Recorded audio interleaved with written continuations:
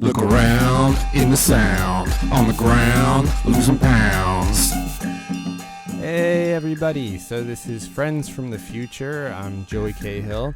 I'm talking to you from Paris, France, in the heat and the heart of the coronavirus epidemic. It is April 8th, Wednesday, 2020.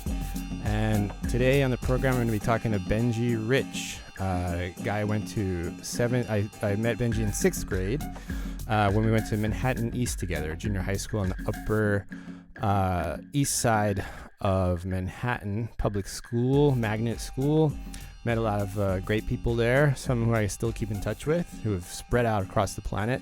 And that's going to be kind of the point of this podcast program, thingamajig, where I'm going to speak to different people I've met, talked to, or really old good friends who I miss, who are in different places and are going to give me some insight as to what's going on around them, what they're up to, and how they're seeing things as we are moving through this whole cataclysmic event that we're dealing with. It's really hard in a time of crisis to get good information, or I think these days we all question the information that we come into contact with a lot more.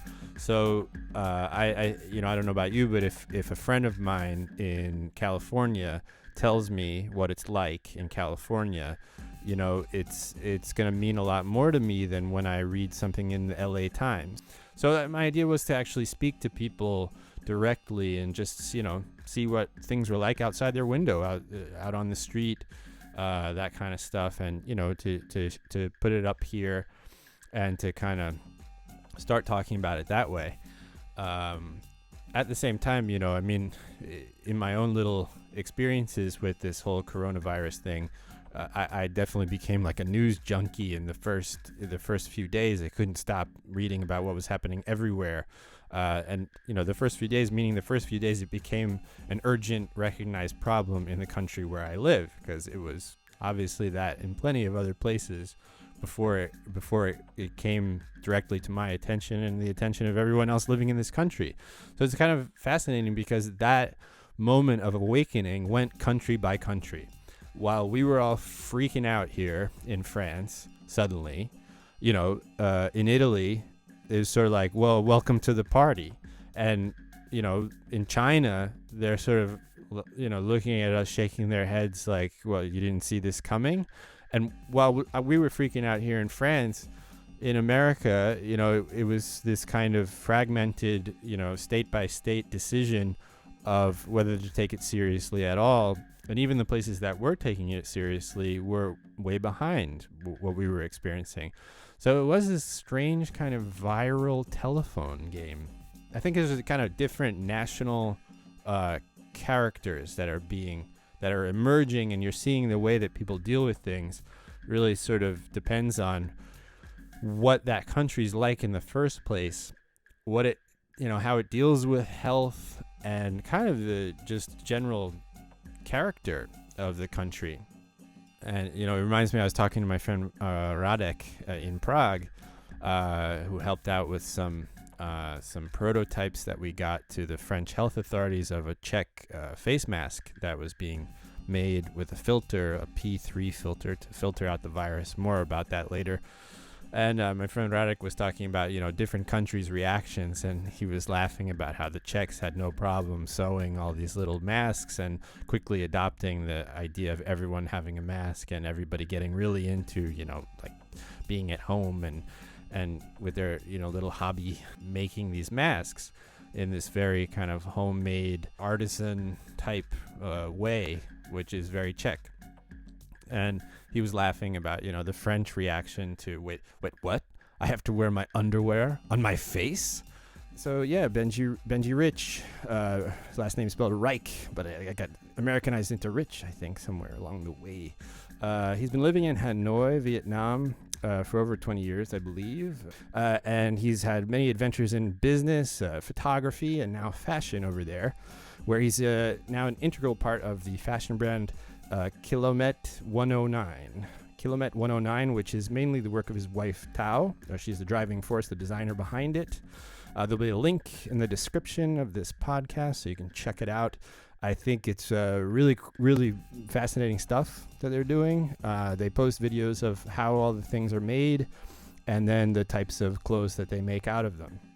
So, we'll have a second part with Benjy soon to talk more about the impact of the coronavirus pandemic on his business and his wife's business, because they have a shop, they have an online business, they produce all of these clothes with a team, and how they've had to adapt with it. As far as I understand, they're doing okay for now. So it was interesting to hear all about the different ways that the Vietnamese have dealt with the situation, because they're so close to China.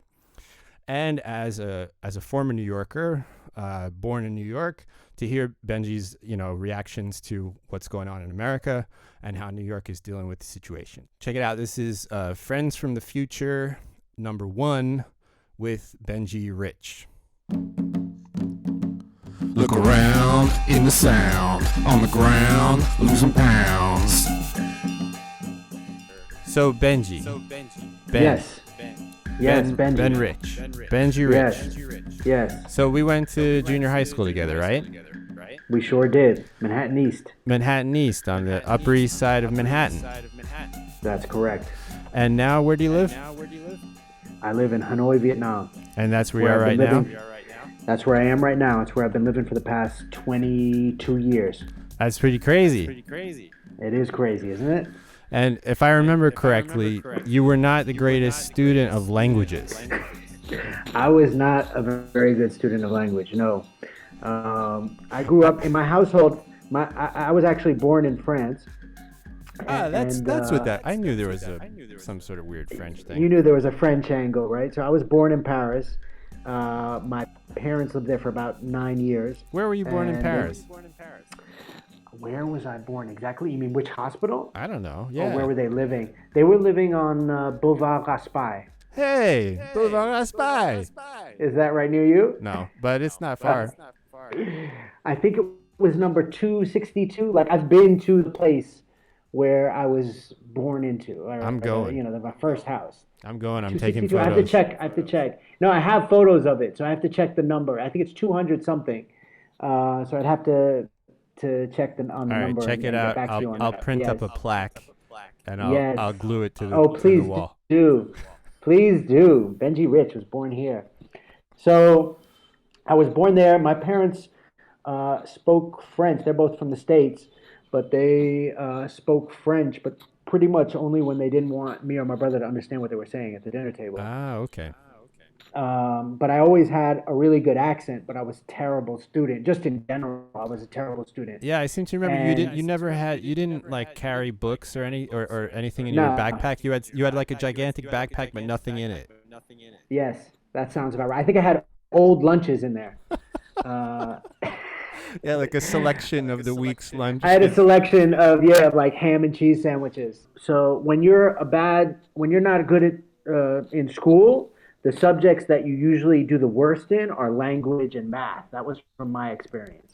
Because like English and history and subjects like that, if you have any sort of background in current affairs and whatnot, you can bullshit your way through them.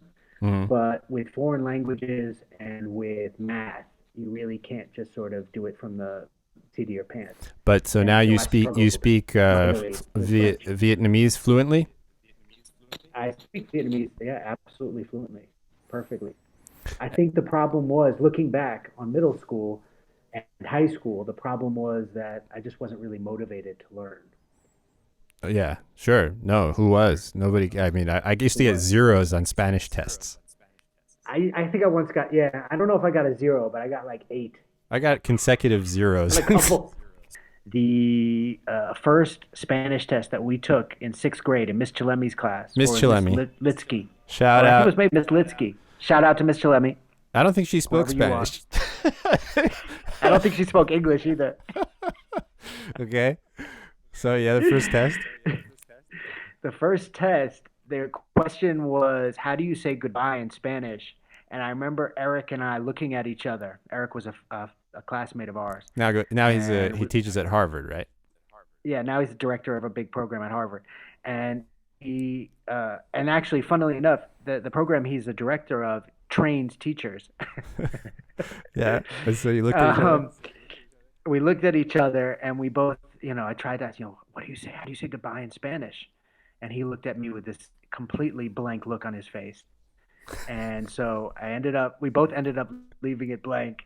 And then when we went over and she said it was adios, we were like, oh my God. It was really bad because that was probably the only word that we actually knew. So when But when did you I start think it to was just the care? pressure of taking the test. When did you start to care about I trying think to learn a language? I, when I wanted to impress young ladies, I think that was probably had a role in it. Young ladies in Vietnam or just young ladies? Young ladies in Vietnam.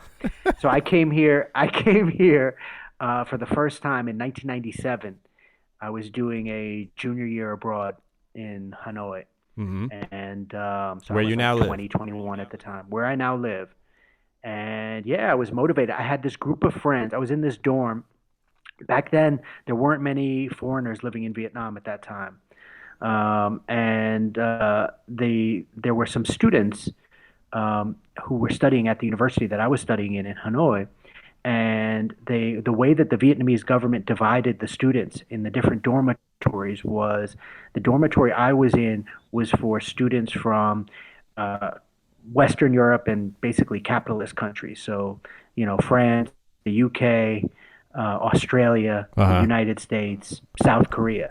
Then there was the dorm next to ours was for students from Laos and Cambodia. That was the most bootleg of all this, the in terms of the facilities. It was the most bootleg of all the dormitories. And then there was another dormitory, a third dormitory, which was for students from communist countries, so from North Korea, Iraq, Russia, Ukraine at that time. So basically, countries that were considered friends of Vietnam, Cuba, Right. and so we were sort of split up like that. And yeah, I was just motivated. I had this big group of friends from all over the world, from Japan and Korea and Russia, and most of them didn't speak English very well. So we all sort of spoke really bad Vietnamese to Vietnamese. each other. Yeah. Yeah, but it worked Yeah. because you didn't have anybody judging you who spoke the language fluently. We all had a vocabulary of maybe like 50 words, Right. and we just used them to hang out for hours and hours and talk and get fucked up, and yeah, we had a great time. So And, that kind yeah. of got And suddenly, as a young single, uh, uh, heterosexual male, you had a lot more motivation than sitting in Miss Chalemi's class. definitely, and I knew you were going to steer me in this direction, so I came prepared. How'd you know? How'd you know I was going to steer you this direction? I So just had a feeling. this is coming out naturally. So, yeah. Well, let's move a little bit towards the present. So, Sure. so now, because I was looking at Kilomet 109. Am I saying that right? Sort of. It's called Kilomet 109. Kilomet 109. Yep. So, what Yep. is Kilomet 109? So Kilomet 109 is the fashion brand that my wife started, and I joined her a couple of years ago. And it is a sustainable fashion brand. We make all of our own fabrics from scratch, and then do sort of super contemporary design from that.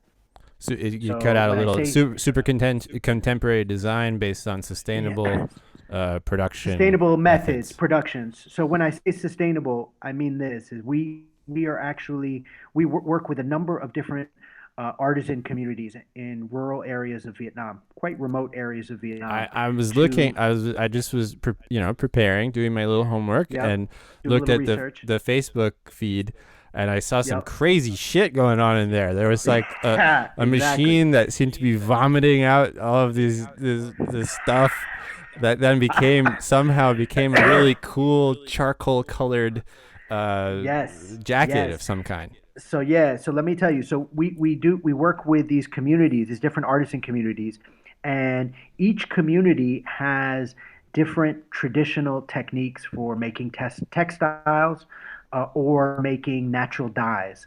So that includes everything from cotton to hemp to silk, And then on the dye side, it includes and also linen. And on the dye side, it includes ebony fruit, which makes this charcoal black that you're describing. There's also indigo, and there's uh, a number of other tree barks that we use to make red color. There's a kind of you'll like this one, Joey. There's a bug called the lac bug, which is used to make shellac. You know, shellac Yeah. varnish, Yep. and that's a resin that comes from a resin produced from a particular kind of bug that eats a kind of tree bark, and so they produce this resin that's makes this beautiful red color, red dye Wow, that we is use that to what's dye our used clothes. on that first photo that's on the Facebook thing of a woman sitting in this kind of sci-fied out outfit Oh no, no, no, in a chair? not that particular piece. Not that particular piece. That particular piece was from that's made from silk, from 100% natural silk. But the dye on that one isn't natural. Okay, I could show you. Well, you can see I'll it see it. I'll on our see it. Facebook Well, feed. Yeah, yeah. beautiful reds and pinks and yellows. So we're working with these communities to make all of this stuff from scratch. Right. And To so how does it grow work? Do you walk off into the mountains with your wife and like convince basically a bunch of people like basically living in yes. remote areas to like make cool shit with you? No, so basically these communities have been doing it for, hundreds of years. Um, But they haven't but been what making we've things done, like what you guys make. no, no, exactly. So what they have is like they have this sort of traditional craftsmanship, right? Whether it be uh, the um, uh, the growing of the indigo or the growing of the cotton or hemp. Those are all and weaving and sort of natural dyeing. They have all of those techniques, and each community has different techniques that they use. But what we've done, and this was a really long process, it's over about 10 or 12 years. Um, we've introduced. We've worked with these communities to do tests and to do a lot of playing around on colors. So to use different types of fabrics, to create different kinds of colors, to make the textiles that we use, and also different types of batik drawing, because we also use batik Mm-hmm. with beeswax drawing on the fabric. Are they are the So using, are these people ever yeah, sort of like confused or taken aback by your suggestions? Like, well, what if you try like, absolutely, we'd like to make absolutely. this kind of thing out of it, and they'd be like, well, why would you do that? We've never done that before. Absolutely. Absolutely. That's absolutely exactly right. So there's a lot of failures that have to happen, but that's why it takes a long time because you have to earn a level of trust. And that trust is not just financial, but I mean, that's part of it, right? The trust that you're going to always buy, even the mistakes that they make, Yeah. and that it's worthwhile for them to do. But that trust is also, more importantly, is really a creative trust because it's a collaborative process. Right. And so that trust had to be earned through not just through going up there a lot of times and ordering a lot of different kinds of fabrics and saying, you do this, you do that. It had to come from my wife, and this is really a credit to her. She spent a lot of time in these communities working directly and learning how to do all of the steps in the process herself. So she basically became a dye master herself. So she's not just she has the knowledge and the level of craftsmanship to be able to do all the dyeing herself. But then she works with these communities to tweak certain aspects. She knows the areas where you can put a little bit more of this or take away a little bit more of that to create really interesting new color palettes. Right. So So she's been doing that. they can't like jerk her around or sometimes just be like, well, we don't want to do that. She's like, no, you try it like this, right? Well, there was some resistance on a few different times where we did some experiments, and there was a bit of resistance. For example, that was one time she made indigo with this one community, and the indigo that they make is very very dark blue, almost like a black. Wow, It's that like a must be midnight something. blue. Hmm. Yeah, it's beautiful, beautiful color, and that's what they use in their outfits that they wear. their traditional outfits that they wear. But Thao wanted to do some experiments. My wife Thao wanted to do some experiments where she made a much lighter blue. So she dyed it for a shorter period of time. And it created this really interesting effect on the fabric where it almost looked like light blue, actually like a Parisian sky with that in the late where you get that light with some clouds in the distance. So it had this sort of very, really beautiful effect. And the women who she was working with thought it looked really ugly because it didn't look like the stuff that they had always produced. Right. So it's unfamiliar. But she took it was unfamiliar to them. So they don't have that sort of, think outside the box, sort of imagining what this could be. It's sort of like a repeated process. And is that where you come into the whole thing? Because like I can imagine that sometimes maybe like they're looking at it and she's like, no, it looks like the Parisian sky, and they're looking at it, they're like, we've never done this before. It's really ugly. You don't know what you're talking about. And then she's like, I don't know what I'm talking about. Listen to my husband. And then this Jewish kid from New York comes out speaking perfect Vietnamese, and they're all just like, okay. I wish I could say that I had that much to contribute to this process. Maybe in the retelling of it, I should sort of add myself in more to the process. I think you can do that. But the reality is that what happened was she took that fabric and turned it into something totally different, made some clothes from it, very contemporary fashion pieces from it. And she brought it back up to the communities for them to see, and they were blown away. Okay. So let's go back to just so then sure. you learn to speak Vietnamese, well enough to have some fun with your friends on this course and everything, and eventually to speak to Vietnamese women, and so one of them, what's her name? Thao. What's her Thao. wife? Thao. So she becomes you speak well enough that you convince her to become your wife, I assume, and yes. And so. Can you talk just about, like meeting? I was told that until not that long ago, that foreigners couldn't marry Vietnamese women. Is that true? I don't know. When you say not so long ago, I mean, it was not like 10 years ago, maybe. No. You could marry. I don't know when it was first allowed, but like, for example, the U.S. and Vietnam normalized relations in 1994. It was under Bill Clinton's administration that they normalized relations with Vietnam. And I think after that time, a Vietnamese national could marry a foreign national, but there was just a lot of hoops that you had to jump through. But it wasn't easy. To do the paperwork. Exactly. And it wasn't easy. So when I got married, because my wife is not from Hanoi, we had to go back to her hometown, which is located actually 109 kilometers from Hanoi. That's what the 109 and Kilomet 109 comes from. Okay. Kind of reminds me of Fahrenheit 451. Exactly, but without there's no burning going on. We're growing. We're building something new. We're growing something new. We're not burning. Okay. So,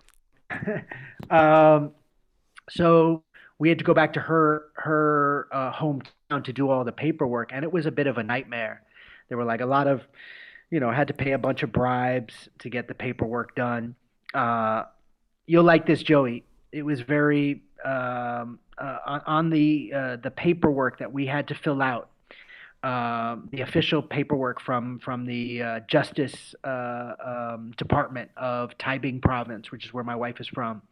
The paper said marriage registration with a foreign factor. That's what it was saying. So you were a foreign factor. I was a foreign factor, exactly. I've never been so proud. You should. I think you should do a trap album with that title. Called Foreign Factor. It'll be big in Vietnam. I like that. So did your wife Thao? Did she think it was cute when you speak Vietnamese? What do you speak together now? When we're speaking to each other, we speak. when on those rare occasions. On those rare occasions, when we're not grinding our teeth. So what do we speak? We speak both. We speak both English and Vietnamese. It really depends. Yeah. I mean, both of us are fluent in both languages, so it's really not. I mean, what do you do with your wife? Because Yeah, my you're in a wife's similar situation. my wife's English is better than my French, I would say. My French is, Okay. perfectly serviceable and all that, but I make lots of mistakes that she doesn't because she actually studied it in a school environment before she hit the road, and I studied it on film sets On the where I was streets. the director. And just eventually got the courage up to stop responding to people who would speak English to me. Right. Here. Right. So, but I never really, Is it I studied a little. I could never afford good courses. So like the first person who taught me French was a Polish girl. She was a student.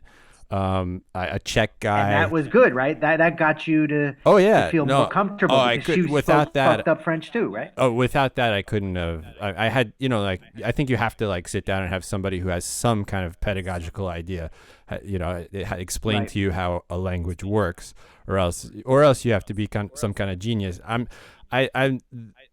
okay with languages because I see it as a game, and it's kind of like a memory game in the beginning, Right. and it's just fun because you have these direct results, like you were saying, like you can just you say stuff and maybe it's in the wrong order or And something, magic but happens. yeah, and like suddenly like you got a job, like you got a place to work, Oh yeah. you got a girlfriend, you have like a cool restaurant you like to go to, you have like all these different things happening, and it's just because you made some kind of attempt, and I think Absolutely. it kind of That that it's definitely one of the best things, or if not the best thing that I did in my time here, just because on all different respects, in terms of socially, in terms of the worlds it opened up for me here, for jobs. In my career, I've done a number of different things in my time here, really interesting jobs, and a lot of that was due to the fact, particularly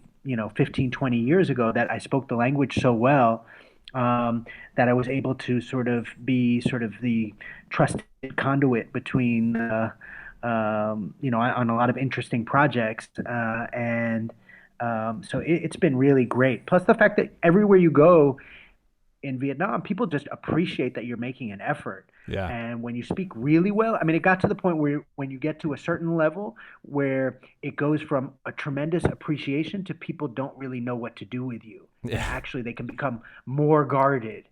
I had Mm. that happen, particularly in business settings, where some of the people that I was working with were they didn't really quite know what to do with me or what to make of me, because they were used to they liked the idea of working with in an international environment and working with foreigners and having foreigners attempt to speak their language and have it be cute and all. But when you're like making presentations, formal presentations in Vietnamese, they don't know. It's not It- in their yeah, it normal way of dealing with things. So they throws them kind of off.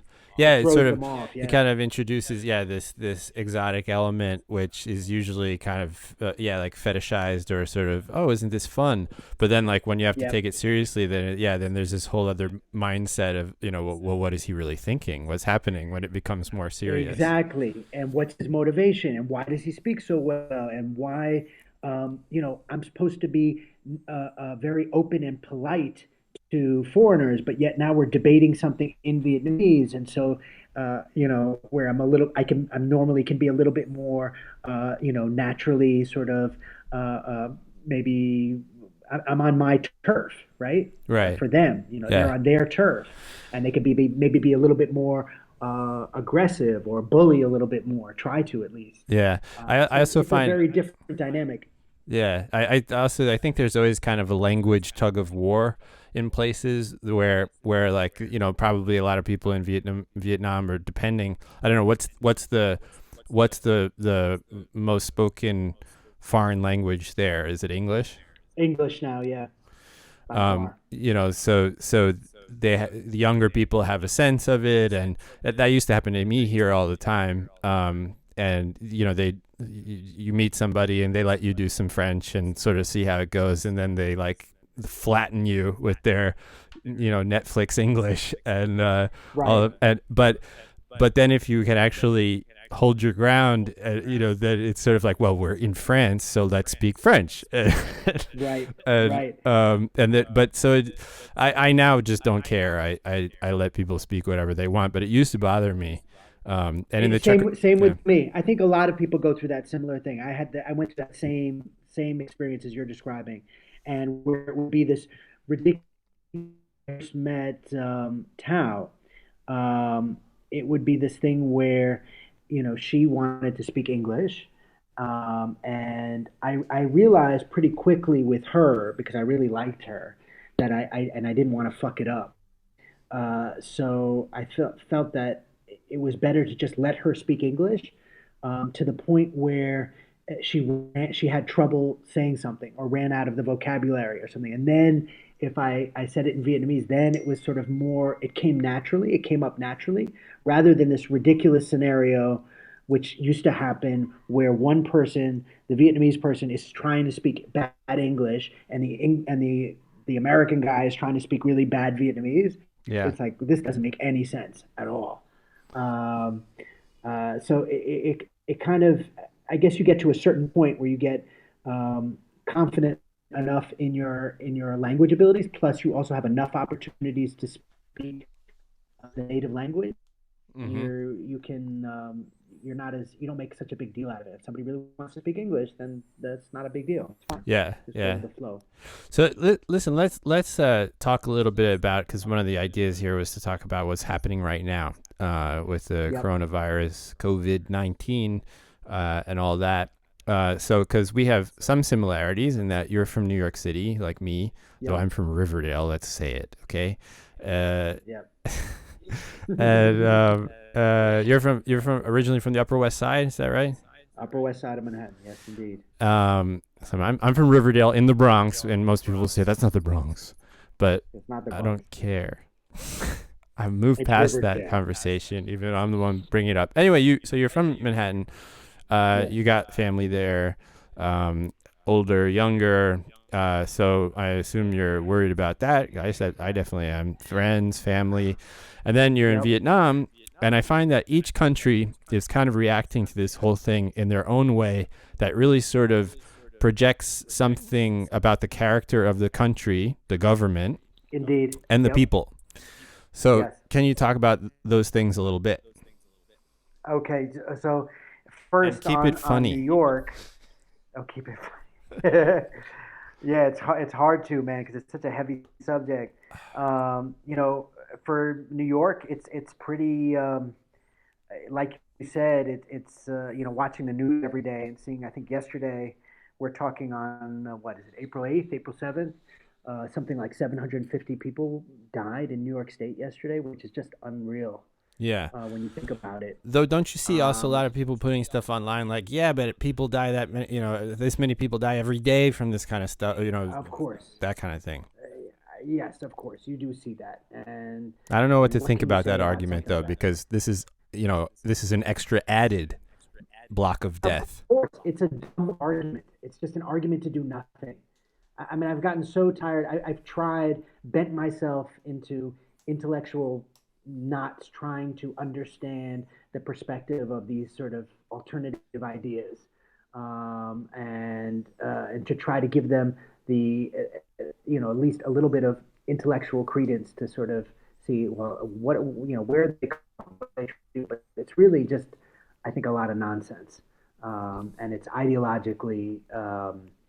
It's coming from an ideological point of view rather than from a humanist point of view. And so, Hmm.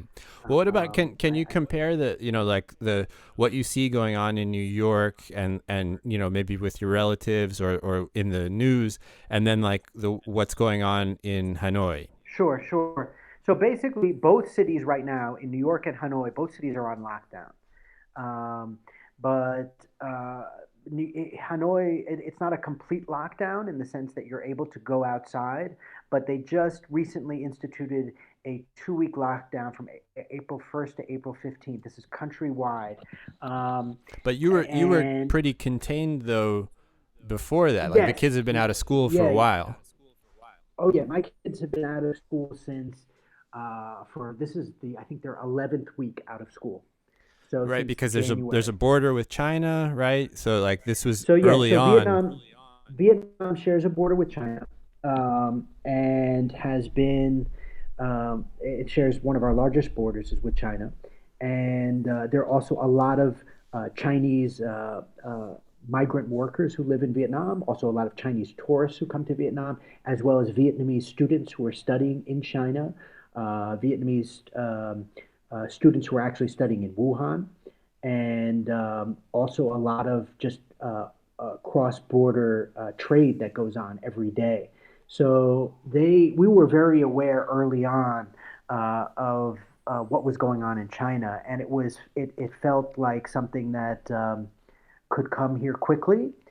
So the government was um, uh, basically shut things down from China pretty early on in terms of um, making sure that they were checking people at the airports, closing down a lot of different border crossings, doing, Right. I saw yeah, lots of stuff that the government, it was really on, it seemed like people in Vietnam were very happy that the government seemed on top of things.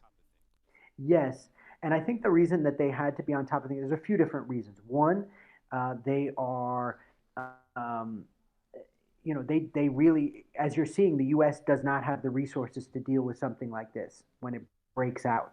And so you can imagine a developing country like Vietnam has even fewer resources in terms of medical resources to deal with a full blown outbreak. So it's even more paramount that they're on top of things early Right, they have to keep everybody than away later. from the hospitals. Absolutely. Um, they've been doing what's called trace. What's it called? Trace. I forget what it's called. There's an epidemiological word where they trace where they All the basically are cases. all the cases, Hmm. and they've been doing that for the past 3 months. Which, as far So as I right can see in now, America, all that's happening, the only places doing that is the New York Times. yeah, exactly, and it's actually too late in the states. You once you get to a certain point, it doesn't make any difference. It's just so widespread that you can't try to chase every case. Right. Maybe if in the U.S. they get the numbers down, they can try to do that again so that they Mm-hmm. don't have a second wave. But so right now we're here on April 8th, and I think in terms of the number of positive cases, positive tests in Vietnam, there are 250 to this date, Wow. with zero deaths. And Now there's those are official numbers. so So don't know if it's some people may true. say that, right, exactly. We don't know if it's exactly true or not. But from I have a lot of journalist friends here, work for Reuters, work for Bloomberg, and from what they've been able to tell, um, what they've been able to verify, they seem to be pretty true.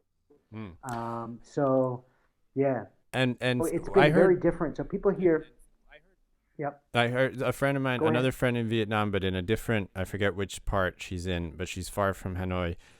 She was telling me that they come door to door to find out if you've had a visitor. If Yeah, so that's what this tracing thing is. So if you they have this way where you are marked. If you test positive, you are considered F0. And then anyone who came in contact with that person, they will immediately come to quarantine that person, forced quarantine of that person, and they will basically ask them everywhere that they've been, like every restaurant you've been, every market you've been, every person you've come in contact with, what taxi you drove in, what grab car you were in, and try to get as many names and numbers of people that you could have potentially come in contact with. Those people are then considered F1, because and the government will follow up with them to test them to see if they're positive. so Then there must be like a gigantic department following this. yes. So they've basically mobilized a number of different, um, basically apparatchiks, to do all this work. Whether it's the police, it's a combination of the police to the Fatherland Front to nurses and doctors. And so what do you think about civil liberties and all that? Because that's the big question, that people are asking about the surveillance techniques. In order to really be on top of this, it seems like authoritarian countries or that have certain authoritarian tendencies are actually doing better than places where there's more of a democratic mindset where everybody can do whatever they want. Yeah, for sure. I mean, there's, there that doesn't mean that there isn't some resistance here to some of the authoritarian methods, right? They haven't been as draconian as they were in China. But for example, all what happened, a lot of the cases, Vietnam was at about 30 or 40 positive cases until about 2 or 3 weeks ago. So for the first 2 months that this outbreak happened, we were only at about 30 to 50 cases here. But then there was this massive influx of Vietnamese students who were studying abroad. So basically, the children of wealthy business people and party officials who've been studying in France, the UK, the United States, who saw what was happening in those countries And had to come back. yeah, and came back because they were, wanted, they were scared or they wanted to be close to their parents or their parents wanted them back. And a lot of the new cases have been brought back by those from those students. But those students had to, upon arrival, they basically had to go to these forced quarantines for 2 weeks that were these basically army barracks in various and hospitals and empty schools. Right. I saw that on the news. Lots Right, of right. hotels and yeah. Hotels and stuff like that, where they had to be holed up for a couple of weeks and be tested regularly before they were freed. And yeah, there were some complaints. Some people blogged about it and said, one woman blogged about a way to avoid being quarantined, but there was so much public shame that went with that.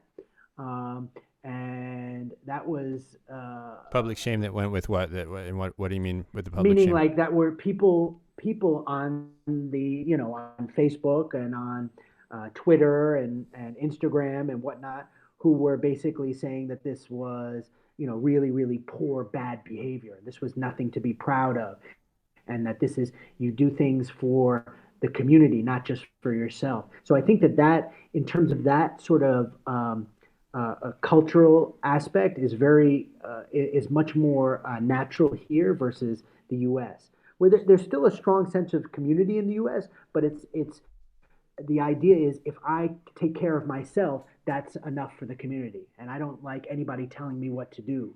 And even, I Uh, mean, I think depending on where you live in the U.S., there's a lot of people who don't even think that this is something, or I know that this is crazy. yeah, that this is some sort of Government conspiracy or some hoax or yeah, something a way for the Democrats to get socialism passed to right. get some more. I mean that's what they think. There's that, and then there's also, I think that in general, like so much about America, even if there's all kinds of problems, and you could, there's obviously all the stuff about no universal health care and job security and all these kinds of ways in which other countries kind of take care of their citizens a little more. At the same time, I find that America, comfort is king. Yes, and absolutely, and like, absolutely. so that's why everybody So like people walks are around. not used to being put out at all Yeah, in nobody terms wants of their to, like, comfort. nobody's used to making that sort of effort. And like, I find that, growing up there, so Yeah, many ways it'd be like, what? You want me to do what? No way. yeah, I'm not doing yeah, that. yeah. And it's just like ingrained in the culture. Maybe that's also a little bit more in New York. I don't know. Well, and I don't think it's just in New York. I think it's also the nature of this particular sacrifice that people are being asked to make. It's so unusual and foreign as a concept. This idea that I'm not just doing something to protect myself, but I'm doing it to protect this imaginary might be barrier. That is, You cut out um, there. You cut out for a sec. You're doing something to protect yourself. You're not doing something just to protect this, yourself. But what? right. You're not just doing to protect yourself. That's not enough. You have to be doing something also greater imagined community. So your actions or inactions will affect other people, people that you know, and also people that you don't know, but that you come in contact with. That sort of concept just doesn't really jibe with what it means to be a freedom loving, God fearing American. You Yeah, know, I think, and um, and and just in terms of, I think that apart from, like, freedom loving, God fearing, which I'd say, is something to describe. We, like, if I hear that, I'm thinking about, like, people who might have voted for Trump, for example, or but I think there's a larger description, or descriptive about Americans. That's just individualism, and it's something that I think about here a lot, because even though France is, full of people who want to express themselves and be their own person and everything, they have a kind of underlying sense of more of a social connection, because they have these socialist foundations in the society, with the school system, health, job, all the different types of security that you have, that kind of make people feel like they're a part of something, instead of just going out and, the kind of the frontier aesthetic of, like, I'm in yes, my yes, cabin and fuck all y'all, I have a gun. And you don't have to yes. have a gun or a cabin to have that in your head. Like, I think when we grew up in New York City, we had that in our heads. Yeah, no, no, I agree. I mean, I think well, in the cities, I won't just say it's New York. I think it's in a lot of the cities, especially in the sort of more professional neighborhoods where people are very educated, they've got good jobs, um, they're just very much their identity is very much tied up in their career, and that is and in feeding that career now, they're doing their part. That's the social. Um, Well, you got to say that last part again. that's the way that they You got to, engage. you're cutting out. Sorry, hear me now? Yeah, it's just the internet's cutting out a bit. That last point, you should make it again. Now I don't hear you. Hello. Yeah, I hear you there. Okay, yeah, now I can hear you. Okay. Can you hear me? Yep. Yeah. So make that last point again. What was I saying? I was saying that Individual is where I I don't know. am. Yeah, I think that people, people, what you were talking about before about people being used to these creature comforts and going for self and doing and as if that's somehow that's a patriotic act, um, and it doesn't that that that that that what you were saying before, that idea that we're not sort of interconnected, that lack of interconnectedness beyond your immediate, your immediate group of your family and friends or work colleagues or church, but that you're connected to something that's much bigger, a much larger project, is it's not something that you feel all the time because you don't. Not everybody has to contribute to that. It's Yeah. not. It's not part of the system that you contribute into. I mean, it is to a certain extent, but not to the degree that it is in Western Europe or that it is here in Vietnam. And don't you think that to me, that's the sort of the, I don't like the expression silver lining. I hate how I feel like that there are these expressions that come out more and more that people just reuse, like, what's the takeaway? I hate it when people say the takeaway from a conversation or Right. something. But It's Chinese. It's mushu chicken. That's the takeaway. Richard Chick is the fucking takeaway. Oh, uh, Whoa. but I do feel like that this whole thing, and I really felt like that in the beginning, it's starting to fade.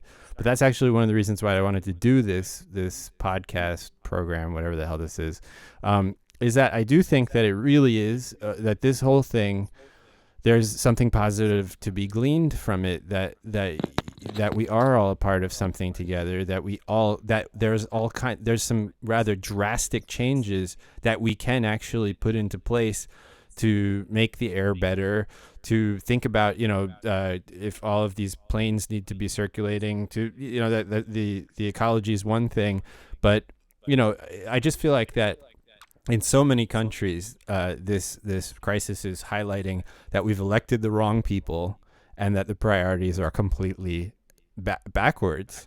Right. So, do you It think, does. do you It feel does hopeful? allow. It does. I feel mixed. I oscillate back and forth between being optimistic and being pessimistic. I mean, I'm optimistic. Clearly, there is going to be a greater demand, popular demand for those types of social programs that you're used to in France and in Western Europe, but that in the U.S. have seemed elusive for so many years. And we're used Um, to it here, but it's at the same time as being it's dismantled. under I mean, threat. Exactly. politicians like Macron now, they're every time they go on TV, they thank the health system that they have systematically tried to dismantle. Exactly, exactly. So that on one side, at least in the context of the United States, where we're both from, I do feel hopeful that there's going to be basically a lot of the things that Bernie Sanders was calling for in his campaign. Now, whether he was the right messenger for that or not, that remains to be seen. Clearly, he lost. He wasn't able to get the votes that he needed. But I think there's some of the ideas that he was pushing for, like universal health care as a right, like the needs of focusing on the needs of young people. The fact that the older generation, basically the boomer generation, has taken and benefited so much from the system, but it's been in many ways uh, at the expense of younger people um, who just don't have the opportunities that older Americans had. I do feel hopeful that there's going to be a lot more momentum for those types of discussion in the popular discourse, as well as just people realizing that this system that we currently have is not sustainable.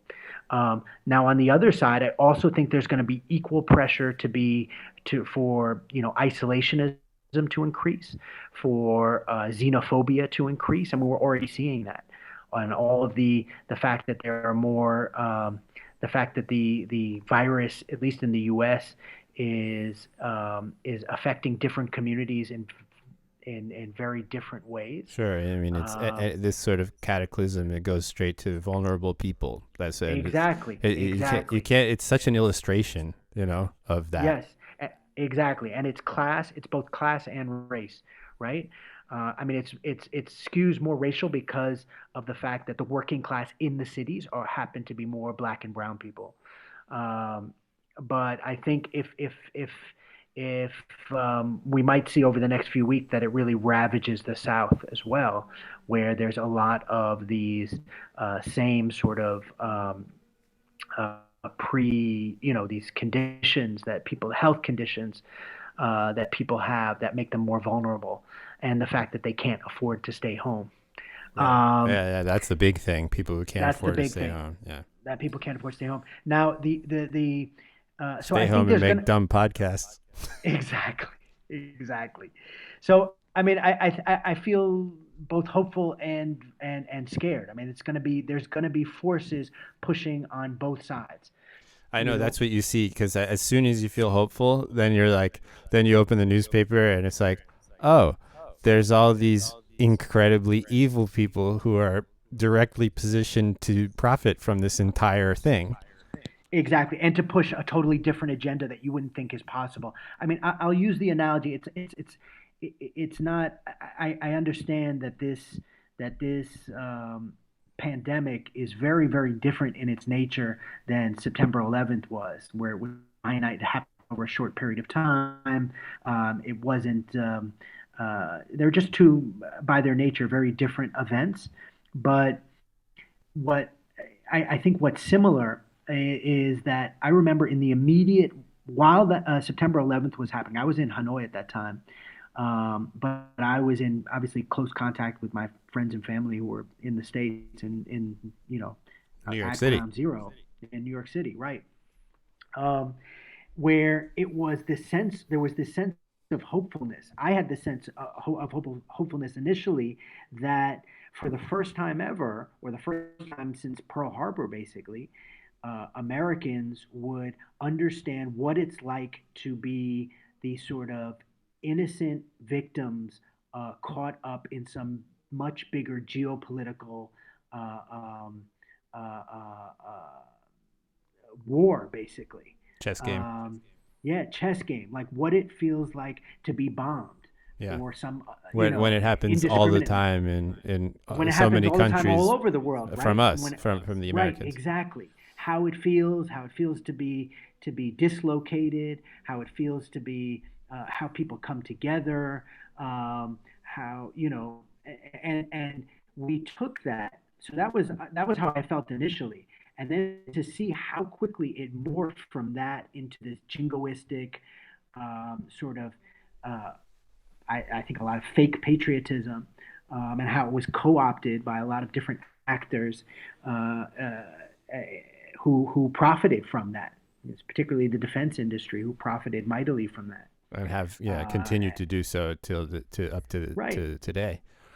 to this day, and how we spent that love that we got, that genuine love and camaraderie and cooperation that we had at that moment when that happened, and sympathies that we had from our friends all over the world, and how we chose to spend that capital on the bullshit that we chose to spend on Afghanistan and Iraq. I mean, it's just, and that is really was the turning point. It seems to me, in Yeah, terms of I dysfunction. yeah, for sure. And I think that what's missing is kind of feasible and engaging feasible ways for people to engage that will make any kind of a difference. But it's funny because when you see what's the reactions and the kind of strategies that are deployed to deal with this kind of problem that is a cataclysmic problem like a pandemic, and suddenly you've got somebody like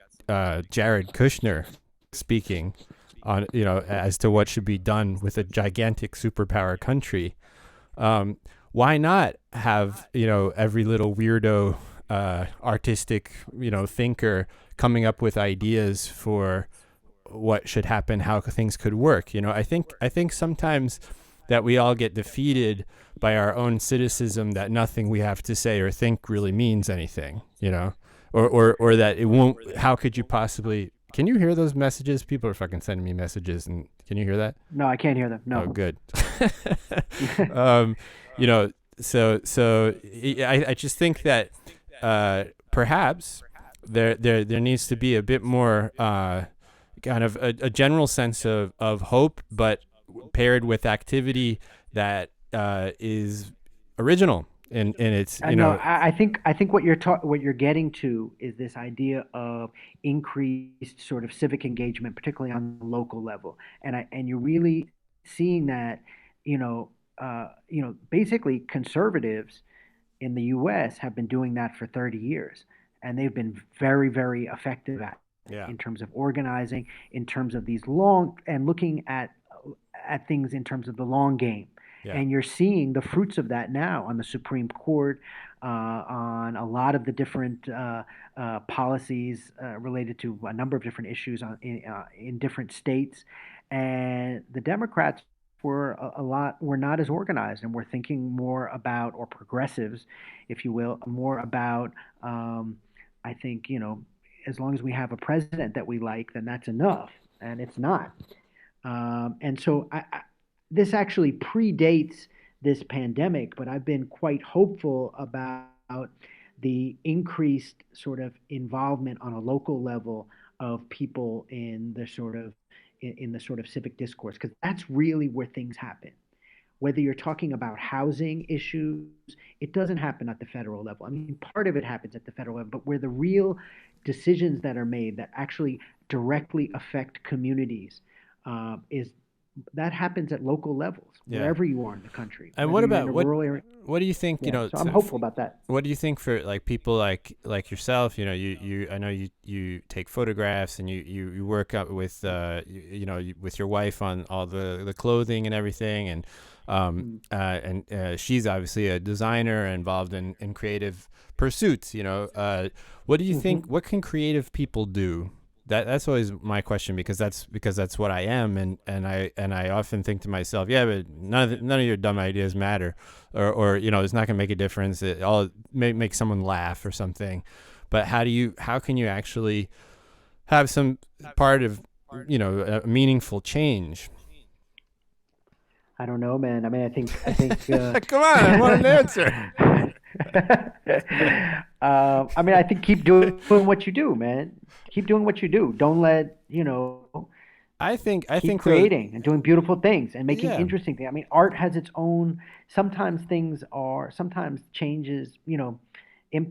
things that we do have a direct effect on people or on policy. And sometimes they just, they can have, they're just beautiful things. And that putting more beauty into the world, putting more comedy into the world can have its own, has its own positive effects as well. Right, So and you you can just kind of never have really to find exactly your say. lane. Yeah. Yeah, you never It, can exactly say. You have to find your lane, where you have your voice and you feel that you're at your most authentic, and sort of express yourself. As long as you are engaged and saying what you want to say, I don't think that there's a right or wrong way to do that. yeah, it's just in the face of the military-industrial complex. Sometimes, it can get a little. It's like they don't have to think about like their sort of secondary or tertiary effects of their poetry. It's like they have, they got somebody to buy, 10,000 tanks from their buddy, and what are they going to be used for? To blow shit up, because everybody's going to make money. you know Right, so when you right. see that kind of stuff, but I suppose that one, I mean, with art and what you can critique those things, you can parody it, you can expose it. Mm. I do get somehow, because I veer towards making movies or TV shows or stuff like that, narrative things. I see the extent to which people are like completely zombified by Netflix, like especially now, like Yeah, with the coronavirus. Everybody's just inside, like watching series, and yeah, and exactly. and I just think like it's really kind of a brain pause, because so much stuff that you do on your phone or your computer that doesn't have to do with work, uh, or human connection, is like escapism, basically. Absolutely. I mean, I think we're lucky in this sense. I mean, and we're all guilty of it. I mean, my wife and I are too, right? You just sometimes you just want to veg out and escape and not have to deal with things.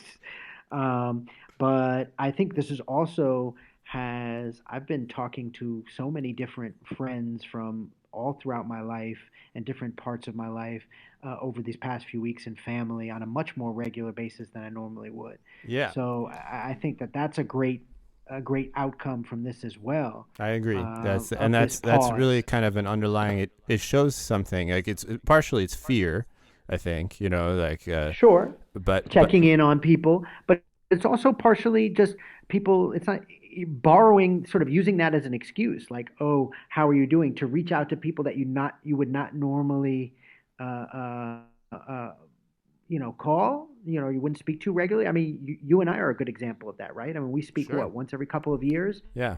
at most, and Now we're in so this touch. was. Now we're in touch, man. We're making I know what you podcasts, cooked for baby. dinner last night. I know what you cooked for dinner last night. What a good for Or dinner what your last. wife cooked. Yeah. What your wife cooked for dinner.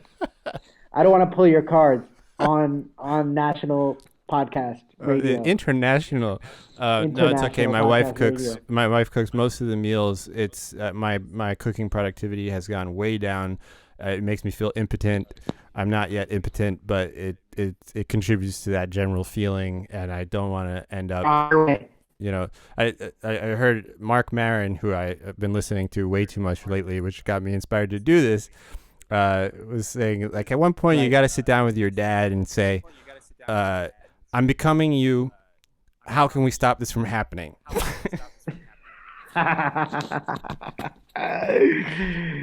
Is that well? I had a different sort of upbringing where my dad was like super. He was the super chef, man. He's always loved cooking. I hate those He's a guys. doer. Yeah, I got a I friend like know. that. He's always just like, yeah, and then I take my motorcycle and I go buy like the best, meat or the fish and then I fry it up, and I'm just like looking at him and I'm just thinking, But yo, I'm telling you, this is something that you're talking about Netflix and vegging out. This is one of the things that's not like all these people talking about you need to pick up a new hobby or a new skill or something like that. A lot of that is just putting unnecessary, you know, anxiety and pressure, adding another element of anxiety into our lives, right? Where something we that we're don't all need more doing that anxiety. Sorry. we definitely don't need any more of that. But what is giving us pleasure is eating, right? And so why not use that angst to get back your ass in the kitchen and go get some fish and get the best piece of meat and grill it up for your partner in crime. Yeah. All right, listen, man. I think we should leave it there because actually it's lunchtime here, and my wife's been messaging me when am I coming home? Because now, of course, we eat all things together. Because all How the is she doing? how's she How is she doing? doing? Is she freaking out? Yeah. No, she's fine. No, she's hey, listen, that we'll leave that for another. We'll talk about our wives next Okay. time and their mental states. Okay.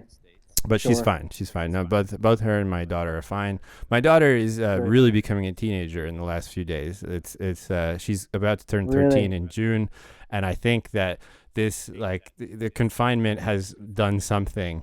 She's To really her sudden. hormones?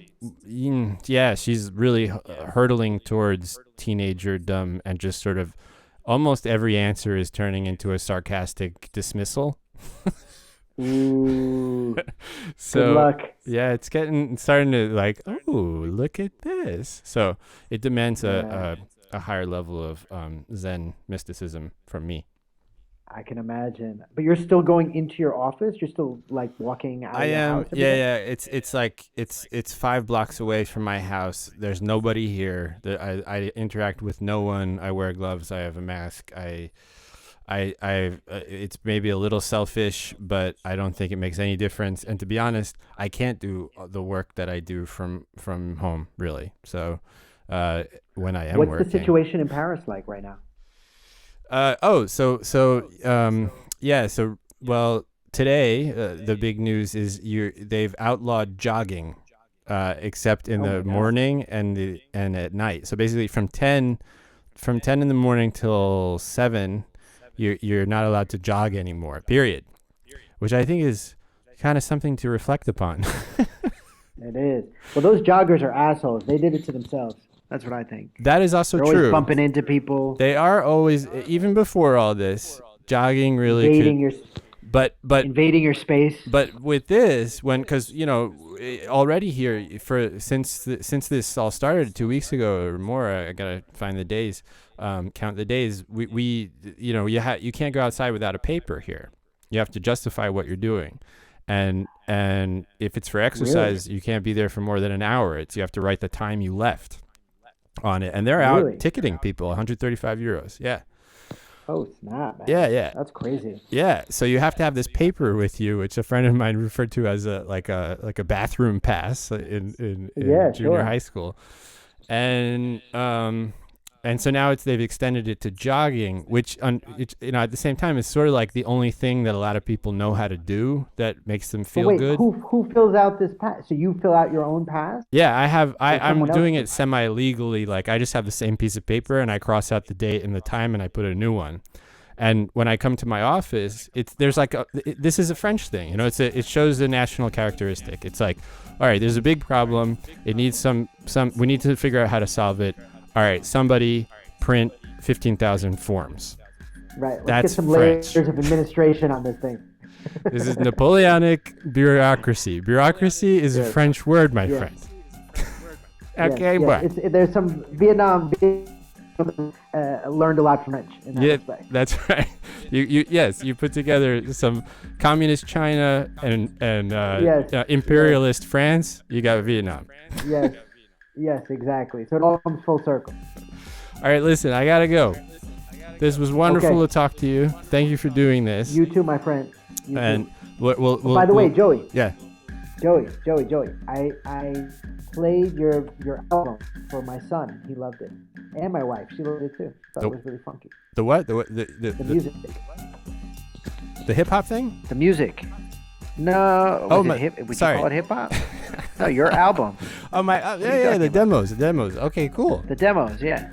All right. Yeah, Well, love it. Yeah. Well, the guy who's producing that, he'll be one of the next guests on this thing, and then when I come out as a major artist, Kilomet 109 has to give me clothes. Oh, no doubt. Yo, I was thinking for the next project that you have, forget about whether it's you or it's Sci-fi? another music video or something interesting that you're doing, like something that will be, cool, that has a chance to be seen by a few people. Definitely, look, definitely answer me. Okay. We could definitely do a collaboration on that. Cool. Okay. All right, Benji, it's great to talk to you. All right, my friend. Let's do this again soon. Have a wonderful day. You too. Bye.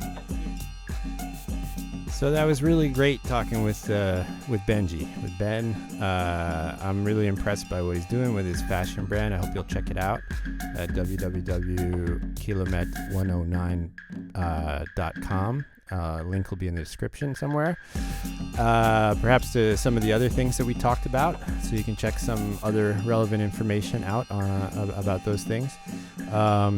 They're going to do this fairly often, hopefully a couple of times a week. I'll probably be talking to somebody in the Czech Republic, in New York. Hope to be talking to my friend Radek in Prague, who's laughing about French people not wanting to wear their underwear on their face. Or my friend Steven, who drives the subway trains in New York City. He wasn't feeling so well, had some symptoms, and I hope he's doing much better now. And hopefully we'll be talking soon, because the point of this is to reach out to friends, figure out shit for the future, and have some fun at the same time, and stay inspired and not depressed. Check out Chris Rock's Good Hair and Mike Myers' Supermensch. They're both documentaries that are really unusual, that I don't think, if you haven't seen them, you'll probably be surprised by what you find these two guys have decided to do with their time. Okay, thanks a lot. This has been Friends from the Future. Is that the name of this thing? Friends from the Future, yeah. And talk to you soon. Okay, bye. Out of the hospital into the weather, my girl looked good, I didn't know what to tell her. The doctors, they told me it's just for one day, and then I'd see it all slipping away. Throw it up, falling down, turn green, then skip town. But Sherry, are you okay? You don't look so good. Sherry, I'm gonna take care of